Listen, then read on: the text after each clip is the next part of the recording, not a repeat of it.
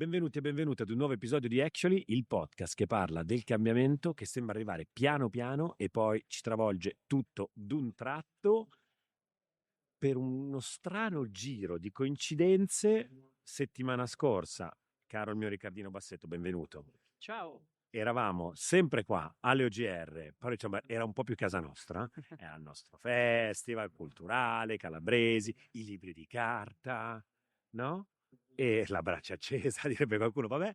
E poi invece, quindi dopo i nostri Core Will Days che sono andati alla grande, siamo stati davvero molto molto molto felici, ci ritroviamo di nuovo qua, sempre a Torino, città di cui, che vuoi dire, oh, si sta muovendo qua a Torino, succedono un sacco di cose, perché c'è la Tech Week, non è il primo anno, diciamo, che veniamo da queste parti, siamo live, c'è un pubblico con delle cuffie da silent disco di fronte a noi, voi non li Stai potete per vedere. lanciare un... No, non lo faccio, basta, li lanci solo tu, ora sta roba qua che mi hai detto che è da vecchi lanciare gli applausi, non lancerò mai più un applauso in tutta la mia vita. E quindi chiacchiereremo un po' di cosa? Naturalmente di startup, siamo qua, ci tocca parlare un po' di startup e direi a questo punto, perché ci sta guardando e non capisce niente di quello che stiamo dicendo, iniziamo ad avvicinarci allo switch to English. Ricky, direi fai tu l'introduzione del nostro ospite di oggi.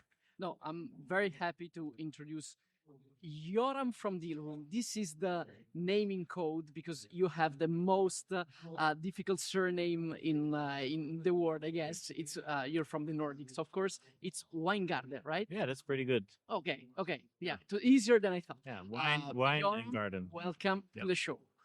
Pleasure to be here. You're the founder and the CEO of Dealroom. This is a platform that tracks all the data from investments of startups and investors on the startups. And each year you come here in Turin for the Tech Week. I'm very fan of the work that you produce because at some point you go on the stage and you click on the clicker and huge slides come up with the numbers of what's happening here in Italy. What's the state of investing in Italy? This is something that has been working very well when I was publishing the slides on my newsletters. So thank you for being on the show. And thank you for your hat. People listening, you can't imagine. It's an amazing hat. We need to buy one. The title is EU Inc. Yeah. We need some EU Inc. What's the message there? Should we talk about it? I mean, let's start with EU Inc. Let's go. I think I'm sorry. No, but it's. I think it's like I asked the audience, but like when I was on stage, how many people heard about EU Inc. And I thought everybody will raise their hand. You want to do it again here? Yeah, let's try it. Because this is an actual audience. Raise your hand if you know what EU Inc. is. Ok, amici da casa, 4 mani alzate su una sessantina di persone. So same numbers, sorry. Yeah. Okay, so it's actually really relevant for Italy, especially. I think like Italy, like Italians founders really need to know about this. EU Inc. is a way to make it much easier to set up a legal entity that is pan-European. And that's not only easier to set up, but also for investors to invest in it because they are familiar with it. And maybe you know that in the US, they also have such a thing. Everybody sets up their startup in Delaware. Yeah. Imagine if every startup would set up one in New York and one in Ohio, one in Florida. It would like the startup ecosystem in the US wouldn't be where it is today. But that's what we're doing in Europe. And EU Inc. is that, and like there are a lot of people that are trying to get this done on a European level. And a year ago, nobody would have believed that this would ever happen, but it got so much momentum that it is now actually happening. The only thing is the details have to matter. It's currently like already being watered down and compromised and kind of not becoming the way it really should be. So something we really have to fight for. But what's interesting, why I'm wearing this hat here, is that especially Italians would massively benefit from this. And like the data that I presented today shows that Italian startups really stand out with how domestically oriented they are. They usually focus on Italy, And if they are international, it's just a few markets. They are rarely global. The teams are also usually just Italians, and they would benefit from being a bit more internationally oriented, also having more international employees. On the stage, I misspoke a little bit by suggesting that EU Inc. also makes it easier to hire. That's not the case, but I think in Italy you should actually go one step further and make that also easier, and kind of totally turn this thing upside down and make Italy like by far the most attractive place to start a startup. It will benefit enormously. There will be people coming here to start a startup and having mixed teams, and you can really turn this thing upside down. Do you have any insight on or answers to that condition you were describing about like the Italian startup environment? So like this way of thinking, this national way of thinking. What do you have any insights about it? But I have a theory about it. Go for it. No matter. I hope I will not offend anybody. No. I don't think I It's a will. safe space. We just offend people here. I don't think I will actually. Like my theory is just that Italy has a very strong culture, and like it's like one of the most well-known cultures. And I think if you compare it with the Netherlands or Sweden, it's a bit more bland, and so we are like those countries are, they let they make it also. They therefore are more international as well, and they learn English more easily. And here, because you have such a strong culture, which everybody loves, but it's also less international because of that, I think. Quanto è vero, this is so true. I call it typically I call it la sindrome della città più bella del mondo. So I say like it's the most beautiful city in the world syndrome, because it's typically also within Italy, even worse. Like if you come from, don't know, Rome, Padova, vabbè, Florence, okay.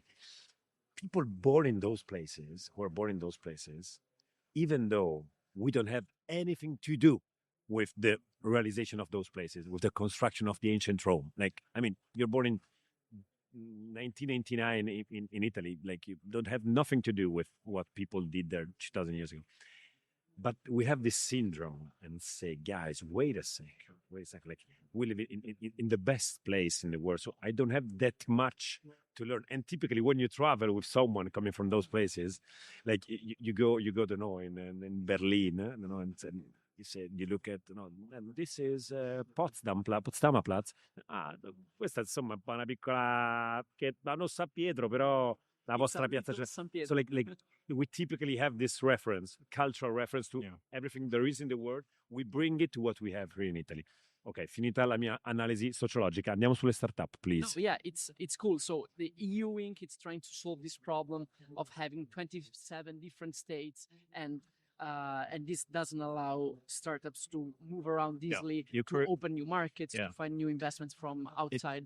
It's about kind of creating a 28th virtual state where the startup law is just way more conducive to actually starting a startup. So no complicated notaries, with a cap table system that the investors like and understand, and so they can just invest like that, like it is in the US. If investors like you, they just say, okay, I'll do it, and there's a standard note. And you can do things within a week, and you can get on with your startup life and actually build. Yeah. Instead of sometimes it takes a year to just get basic stuff done. This is a very big problem that we have. So we've set the ground. So you've already said that in Italy we have small teams that are mostly made of Italian people that are not looking at a global market, but they are looking at a domestic market. Yeah. Apart from that, how are things going? Because you've been tracking Italy's investment and Italy's startups for a few years. Yeah. What's the trajectory? Okay, so we predict this year 1 billion euros will be invested in startups. You predicted last year. No, we predict now that Okay. for the full year it will be about 1 billion. So we're currently at 700 million or something. All right. And so we just extrapolate. Okay. It's as simple as that. What's the trend year on year? Yeah, so it's kind of flat. It has been around $1 billion already for the last 5 years. There was this one With a weird peak Yeah. at 2 billion, right? At some point. Yeah, exactly. In 2022, actually 1 year after every other country peaked, funnily enough. And this year you don't have any scale-up rounds, so no rounds above 100 million so far, which is interesting. Yeah. But despite that, you're still hitting $1 billion. Because what we've noticed in the last few days, it's these announcements of startups that have raised a few rounds. We have Serenis a few like 2 days ago that raised $12 million, 12 million euros. We have Lexroom that raised 16 million euros a Series A. Jet HR, we announced it. Exactly, and then we have Banding. Jet HR a few weeks ago that raised this big, from our in our terms, round. Yeah. So we miss these big rounds, right? Yeah, that's exactly. And yeah, so I think there's a lot of stuff happening, and $1 billion compared with 10 years ago is still a lot. But it is kind of flat. Is that it's compared to what is happening in the other parts of Europe, and especially what's happening in the US. Let's go there for a second. Like, for example, compared to France, are we that far? We are. So I would say overall, like if you look at investment, it has been in Europe kind of flat already for a few years now. So you see a similar pattern, but this year there's starting to be a bit more activity. So there's a slight uptick in France and in the UK and in Germany, but actually also not that much actually. Okay. But in Italy, you just don't see that at all. In terms of industries, what's happening? Because I feel like AI is dominant. Flooding the market. Exactly, but like taking AI first on the side for a moment. Okay. AI Difficult. could be, but could be like. Is there anything left? Yeah, defense. There's a lot of defense, although a lot of that also is related. Implies some AI. Yeah, some AI. Climate is still big, although maybe not as big as before. Are they still capable of raising capital? Because there was like this huge hype. Yeah. We had like a couple of years, green tech, and so forth and so on. No, I mean, so climate, there's still a lot happening there, and it's actually, so climate is shifting more to stuff like nuclear and like material science, like really advanced stuff, and the things that are a little bit like out of vogue are like marketplace, like sustainable marketplaces, and scooters, for example, were also considered climate tech, and those things are kind of out of fashion. But actually, like, I personally don't really love this way of talking about the market because I think it's very VC centric. All right. And VCs, they always follow trends, and they throw money at whatever is hot that time. And so these fluctuations, they are interesting, and I understand people want to know it. Okay. But it actually doesn't say as much as people give it too much value, in my opinion. Like that's kind of the psychology of VCs that you're measuring, and I prefer to measure fundamentals. Like, for example, our startups, how many startups are being started? What is the quality of the team, to start with that? And I also presented some data around that. So go for it. And define quality, because it's pretty complicated. It is subjective, but there are some ways that you can you have some indicators, and one is the number of founders who start a startup that have worked at a unicorn before. Okay. And this is growing. That number is growing quite significantly. So in the last 5 years, let me pick here, it was 300 founders. Okay. And before that, the previous 5 years, it was 250. And the 5 years before that, it was only 100. So it's a massive increase. And I'm not saying that every of those founders is by definition high quality, but it is an indicator. A further question on this, like regarding the quality of the team and of the founders. Like, historically, we said, like, in Europe we have founders with either, let's say, economical backgrounds, Yeah. economics, sometimes law, like let's say from humanities. Okay. While in the US and then especially in China, they're all engineers. Yeah. Is it still a thing? It's a really good question, and I want to look at this and get back to you in the next report of Dealroom. Yeah, but I think it's a great question. Yeah, because that's really what it's all about. Like, is this engineer, like they, this engineer that normally would have worked at a large corporate, is be able to raise money and to build these moonshots. Like that's what's most interesting. We had sorry. No, go ahead. We had a founder on the other week that came out from Y Combinator, and he told us that all the founders coming out of Y Combinator are only technical. Yeah. Actually, there's no way for a business person to get it accepted into Y Combinator. Then once the technical team gets out of Y Combinator, they start the first business hires.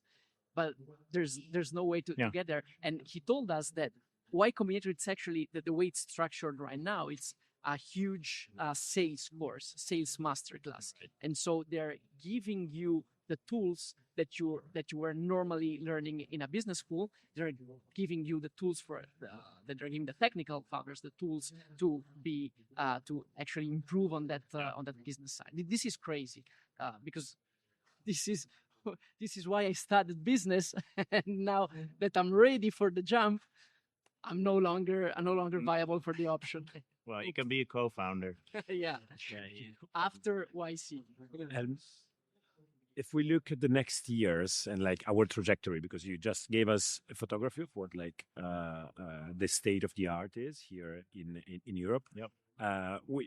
We've been talking a lot about like our difficult relationship with the numbers coming from the US, those huge numbers that are coming from the US.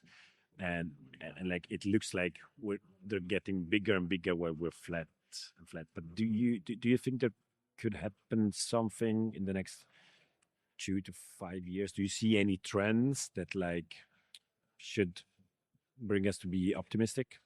Are you in Italy? Let's say from Europe. And then Yeah. Europe first and then Italy. Should we talk about Italy actually, or should we only talk about Europe? Nah, both. Really, both. And I am really, really optimistic about Europe. Actually, like the thing I just showed you about the quality of founders, that's true everywhere in Europe. Like, look at France; it's been completely transformed. Sweden completely transformed. And actually, if you really think like a good investor, you want to be also at some point a bit contrarian. I think like the US is, I noticed something that the people who are most Euro bashing, let's say, are almost always people who don't build anything. And if you look at the people who actually build things, also from the US, they don't have this negative attitude about Europe. They're actually very constructive. So yeah, there is a lot that needs to change, but I think it's the tide is really turning, and everybody's focused on it. Also within Europe, I think they also have still a lot to learn, but I think Europe is really the place that's now really seeing that it has to change its ways. So I'm really optimistic. Are there any specific countries that you're more optimistic about? Like there has been for sure the France moment, France startup nation, Macron, Station F, and blah blah blah. Yeah. I'd say at the present time we've been talking a lot about the Netherlands, for example, everything that is going on over there. We're a great ASML fan, and yeah. Which country would you bet on? I really don't have a favorite country. I think things can come from unexpected places. And to come back to the EU Inc. thing, I would really, one thing the point I tried to make is it's possible in tech to leapfrog. Like you see in China, they leapfrog us now in in cars. if they would have tried to make this, if they tried to have made another Ferrari, they wouldn't have succeeded, right? So they do something completely different, and now they are winning. And I think in Italy you should try to do the same thing. Like you like Italy is behind, but you can totally turn this upside down by being the most business forward country in Europe. You can yeah, within a few years it can completely turn around. Yeah, this is something that we all wish. Um, do investors have a role on that? So do you have data on how much Yeah. those money are coming from VCs and how much are coming from angel investors that many times are people that have founded other startups and are fostering the ecosystem? Yeah, I mean, yes. So Germany, Sweden, UK, they benefit from, and now increasingly France, they benefit from having a really strong culture when it comes to VCs who are very supportive. I think Italy is also lacking this, but that's just another reason to create EU Inc. because then you can get more of those international founders to come here and set the terms and that you know, so Yeah. I go with a further question on this because another pretty clear trend to me is that at the moment, like the successful cases that we are having, especially in Italy, the bending spoons, our unicorns, Satispay, and so forth, so on. There aren't that many, but mi ricordo mai. Okay, there's some and Nucleo was also started. nucleo as well. Nucleo as well. At some point, when we're talking about like, raising 5 millions, 3, 4, 6, 7, 10, maybe 20 family offices, Italian VCs, maybe some UK VCs, some German VCs, when like the real game starts, it's just US VCs. And also we see, and as I speak with a lot of founders, like the main goal of the founder at some point becomes like, yeah, okay, I need to speak with Americans. Yeah. There is that moment. Is it actually a trend? Is it something that we have, like the real money comes from there? And the goal of many of the European founders is at some point to go and find a spot in the American venture or private equity I think there are a lot of really good VCs in Europe. Okay. Especially in France, Germany, and the UK, like Sweden, amazing VCs.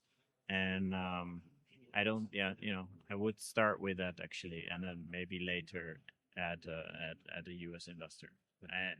I also know one founder who raised from a bunch of well-known VCs, including the US one, and the US ended up being a nightmare for him. So it's not always like gold, whatever, like green grass is always greener on the other side. Exactly. There are a lot of really good VCs here in Europe. Another thing, by the way, is like I don't know if you guys read Nicolas Collin's posts. He's a writer on LinkedIn. I would really Nicolas? Great Collin. He's French, a great thinker, and he made one point that I also kind of agree with. It's not only VC that can build Europe's innovation ecosystem. If you look at China, it's done. Everything's done totally different, and this idea that you build Google from a garage, that is one model. And you had just also alluded to it with YC and like you have to be an engineer. There are different roads lead to Rome, and it doesn't always have to be this stereotype. And if you look here in Turin, you have great industry. Also, the organizers behind this conference are very connected.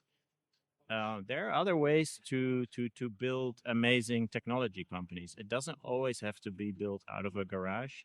It can also be a more concerted effort between different. That's how ASML was built. That's how TSMC was built.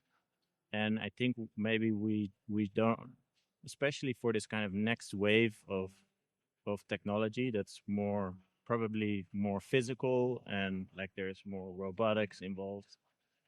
we should also look at other ways. Okay. And I think Italy, that's again a way where Italy can be really, really strong.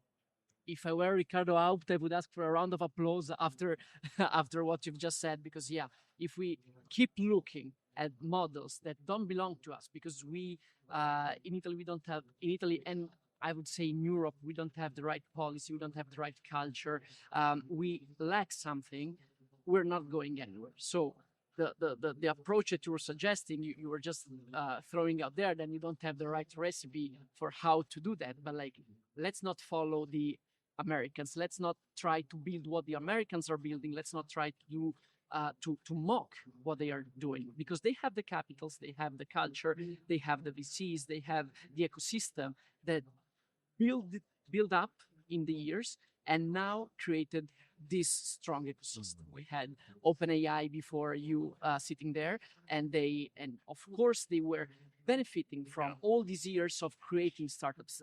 Sam Altman itself came out of YC, then he became president, and he created the ecosystem. We don't have it, so we have to take another route. We have to do something different.